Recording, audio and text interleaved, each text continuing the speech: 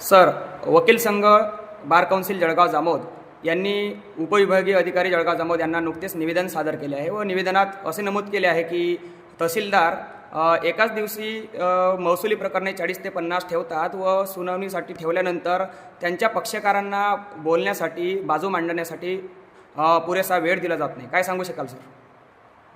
महसूल प्रशासन हे शासनाचा कणा आहे. महसूल प्रशासनाकडे नागरिकांचे, शेतकऱ्यांचे वेगवेगळ्या विषयांसंदर्भात मोठ्या प्रमाणावर निवेदनं, प्रकरणं प्राप्त होत असतात. हो, हे खरं आहे की आमच्याकडे साधारणतः दिवसाला 30 ते 35 प्रकरणं आम्ही आठवड्यातून किमान 3 दिवस चालवत असतो. आणि पण मात्र आम्ही 30 ते 35 जरी प्रकरणं असली तरी प्रत्येक प्रकरणाला पुरेसा वेळ देण्याचा आम्ही पूर्ण प्रयत्न करतो. त्यांचे म्हणणं पूर्णपणे ऐकून घेत असतो. प्रकरणं मात्र आमचे आणि मान्य महसूल मंत्र्यांनी देखील शेतकऱ्यांचे प्रश्न जे आहेत ते लवकरात लवकर सोडवण्याबाबतचे निर्देश दिलेले आहेत. त्यामुळे आम्ही त्यांच्या आदेशाप्रमाणे सध्या तरी कार्यरत आहोत. बार काउन्सिल संघाने असा पण आरोप केला आहे की तहसीलदार त्यांना अपमानास्पद वागणूक देतात. काय सांगू शकाल?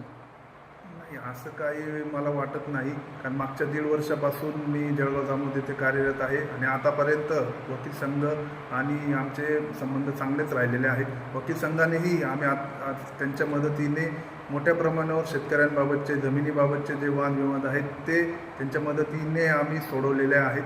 त्यांनीही वेळोवेळी याबाबतचे कौतुकच केलेले आहे.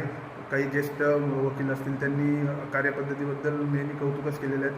परंतु हे मात्र खरं आहे की मागच्या काही 8 ते 10 दिवसापूर्वी या सगळ्या गोष्टींमध्ये मिठाचा खडा टाकण्याचं काम काही लोकांकडून झालं.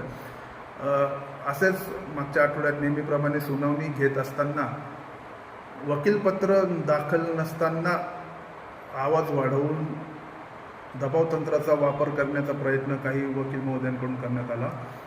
पण निश्चितच समोरच्या पक्षकाराच्या वकील महोदयांनी त्यास आक्षेप घेतला आणि त्यामुळे वकीलपत्र नसताना आमच्यासमोर सुनावणीसाठी येऊ नये अशी भूमिका आम्ही तेव्हा घेतलेली होती. आतापर्यंत आणि त्यानंतर देखील तो विषय संपल्यानंतर आम्ही नेहमीप्रमाणे त्या वकील महोदयांचेही 2 प्रकरणांची सुनावणी त्यांचे वकीलपत्र दाखल करून घेतलेली आहे आणि त्यांच्या सोयीप्रमाणे त्यांना पुढील तारीख देण्यात आलेली आहे. आतापर्यंत वकील संघाने आम्हाला शेतकऱ्यांचे प्रश्न सोडवण्यात चांगली मदतच केली आहे आणि यापुढेही वकील संघाकडून सहकार्याची आम्हाला अपेक्षा आहे. Okay, thank you sir.